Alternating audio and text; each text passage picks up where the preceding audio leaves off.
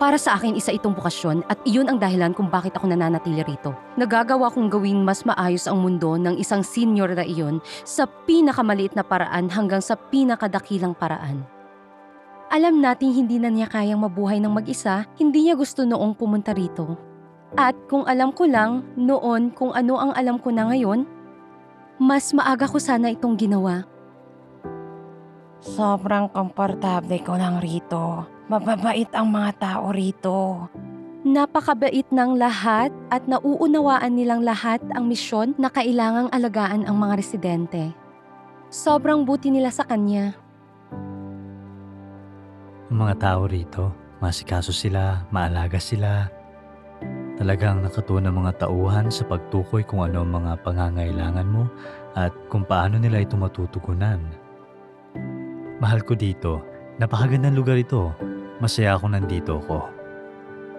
Ang karaniwang layunin namin ay lahat tayo ay narito para sa residente. Ito ang tahanan nila. Kapag masaya sila, masaya rin ako. Kapag matagumpay ang araw nila, matagumpay rin ang araw ko. Dahil ang pangunahing layunin ko ay palagi makita mga ngiti sa mga mukha nila. Sa tuwing tapos na akong magluto, lumalabas ako at nagtatanong kumusta ang pagkain. Nakikita ko ang mga ngiti nila, nakikita ko na masaya sila kapag nakikita nila ako. At minsan talaga nakakaaliw ang mga kwento nila at makita lang ang mga ngiti nila ay ayos na at talaga nakakatuwa.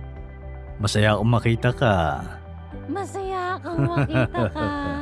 Maganda ang pakiramdam ko sa paggawa ng magandang pagbabago sa buhay ng iba. Higit ito sa trabaho para sa akin.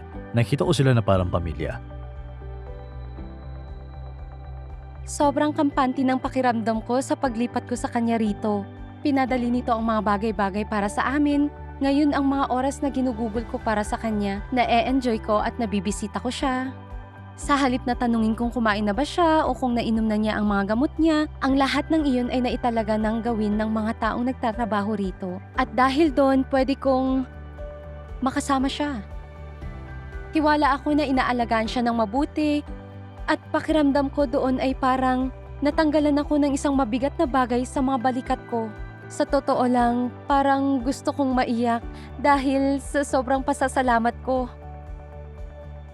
Salamat. Maraming mga sandaling nagpapaalala sa akin na mahalaga ang trabahong ito. Lalo na kapag lumalapit sa akin ang isang pamilya at nagpapasalamat sa mga ginagawa namin. Isang simpleng yakap at isang simpleng pasasalamat lang.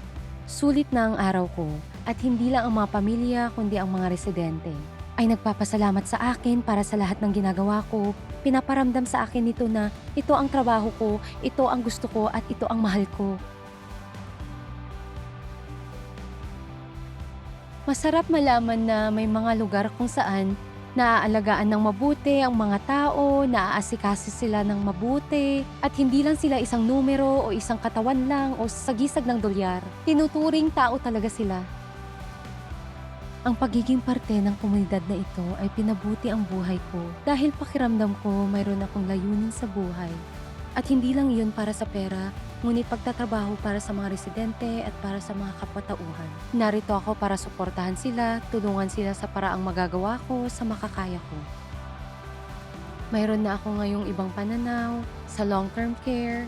Ito ay pagmamalasakit. Ito ay ang pagmamahal at ang pagbibigay ng habag na kinakailangan ng isang residente.